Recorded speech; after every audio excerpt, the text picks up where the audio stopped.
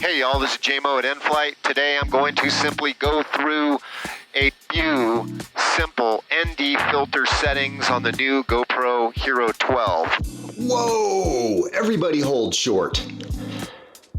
I'm gonna have to stop this video throughout the making of this video and throughout your viewing of said video because I didn't want this to become complicated. I wanted to keep it simple, but I realized that it really is kind of a complicated subject as we deal with ND filters, camera framing, exposure values, ISO, shutter speeds, airplanes.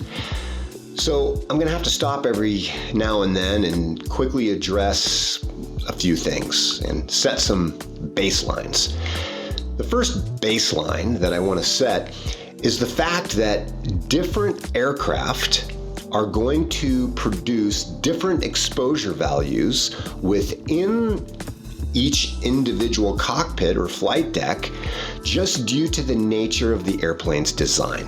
So, if you own an aircraft like an RV, for instance, your canopy is virtually transparent. The exposure values, the amount of light energy coming into the cockpit, flight deck, flight control area of your RV is the same as what's outside. Your canopy is completely transparent. There's no headliner. So a lot of the things I'm going to talk about in this video are sort of mute for someone like you. The beauty of what you have is you can just take your action camera or your GoPro, put it on automatic, throw on an ND filter, and just run with it. And your footage is probably going to look great.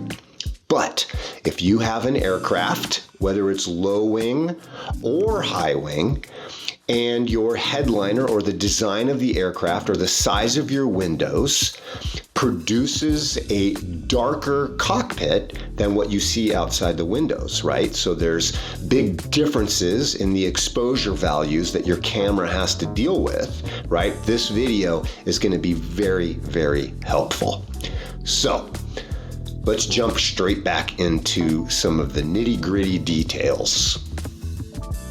For this case study, we will be primarily using Pro Controls capture modes.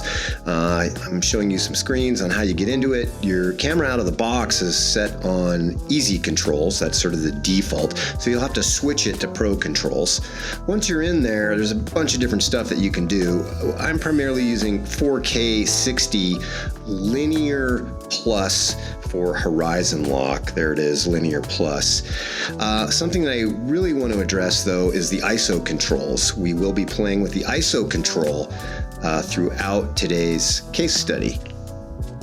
ISO, what does it do? It's the camera's sensitivity to light. So when you turn it down, things get darker. That's simple. Here we go. Like I said earlier, 4K 60 linear horizon lock. This is the default ProTune setting. ISO max 1600, ISO minimum 100, exposures at auto, shutter speeds at auto. This is an NFlight ND16 prop filter. So let's see what happens. I'm going to have my buddy Talon here perhaps make a quick 360-degree turn so we can get the sun shining in the front windshield to see what the camera does when the lighting changes. You can see in this shot that the propeller is sort of showing. It just makes sort of a smudgy look. You can also see that the horizon, the clouds, are overexposed right here. Now, the shutter speed, the auto shutter speed, isn't going quite slow enough to make propeller blur, and it is fighting for exposure as it's trying to deal with the darker cockpit, the blacks on the panel. Here the plane levels off, things seem to come into order. We go into another turn, the horizon line and the line of sight becomes overexposed. The camera's fighting, right? Because the ISO is set at 1600, which means that things can get pretty grainy in the darker colors, like the blacks, and inside the cockpits where you see that grain. It's fighting, trying to decide how to expose this shot. So instead setting number 2, everything's still the same. Other than you can see it's a lot darker in the cabin. I have crushed the ISO down to an ISO max of 100. So this produces an entirely different look, making obviously the visual out the front window a lot cleaner. So same settings, other than I have crushed the ISO and sandwiched it down to ISO 100. And here you go, this is what it looks like.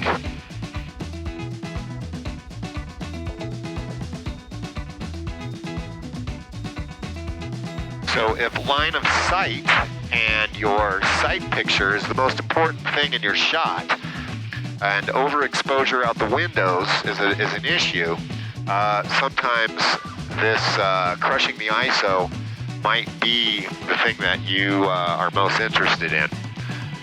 Yeah, this is ISO 200 with everything else set to auto.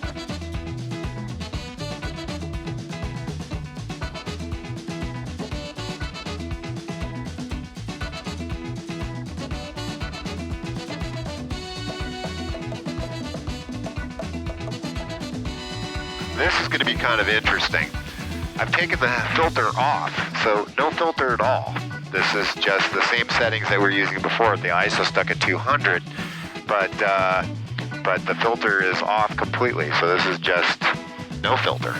And who says they don't need a propeller filter? I don't know. That doesn't look so hot. Everything's on auto, except the ISO is crushed to 200. Just like the previous shot, other than I have removed the filter completely. For this next shot, I have put the ISO back up to 1600, which is kind of the GoPro default. Most of the time is a 1600 ISO, and the ND8 filter. So you can kind of get a look at what this looks like. And here we go. So ND8 with ISO back up to 1600.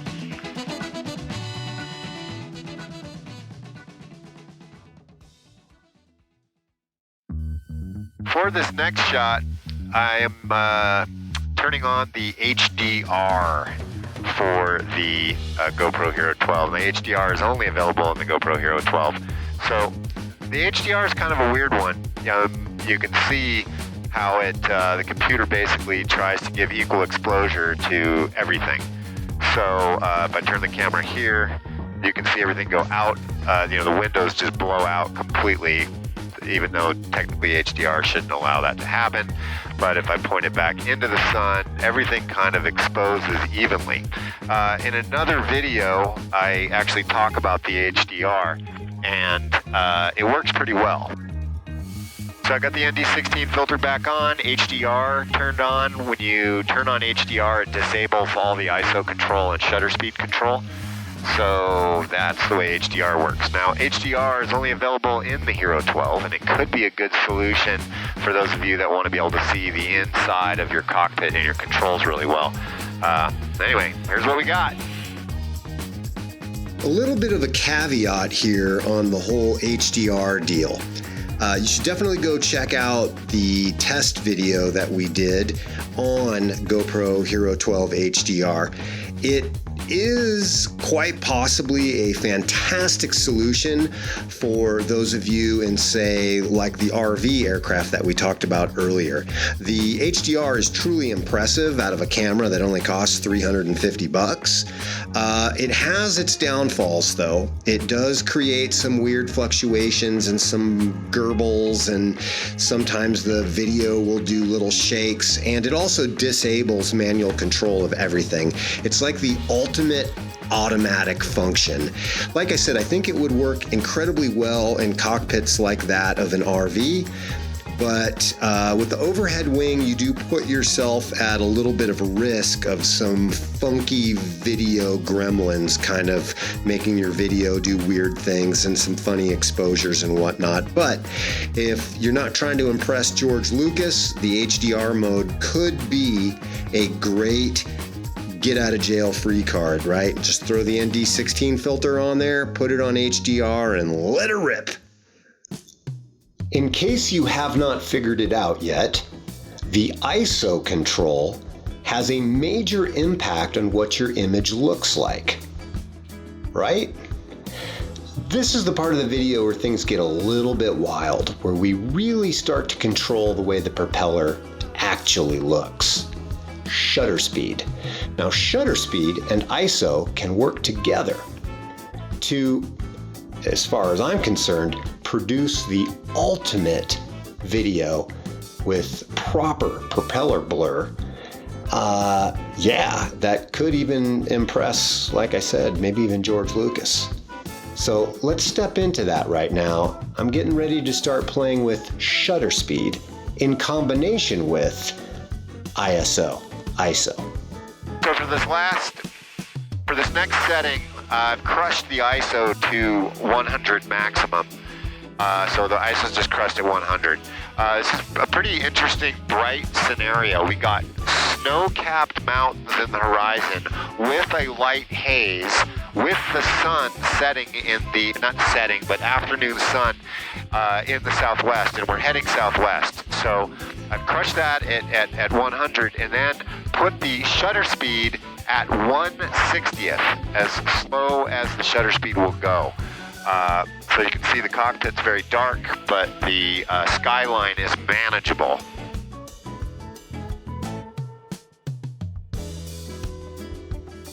All right, one more shot here. My buddy Talon is working on his instructor check ride.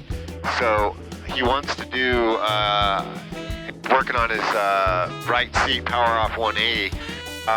But we wanted to see a little bit more of the dash. So the dashboard was really dark this last shot. So I'm still leaving the shutter speed pretty slow. And I believe, was it maybe, what did I have it at? 120? 1/120th. But I raised the ISO up to 400 instead of having it crushed at 100. So we should be able to see the dash and the panel a little bit better this time around.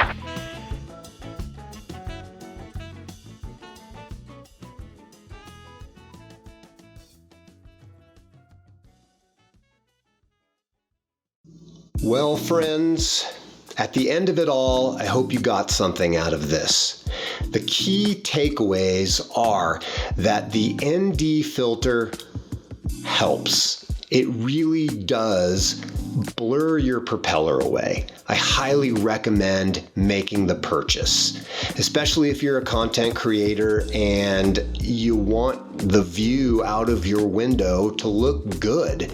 The ND filter gets rid of that frozen banana propeller. The other takeaway is that by running ProTune and controlling the shutter speed and the ISO together, working in unison, you can really fine-tune the way that your propeller is going to look. For me, in overhead wing aircraft, I like to bring that ISO all the way down to 100, 200, maybe sometimes 400, depending on how bright the light is on whatever particular day. And then taking that shutter speed and making it as slow as it'll go. 160, that's as slow as the GoPro will let you take it. But either 160 or 120 is going to give you one of the cleanest propeller looks you can pretty much find.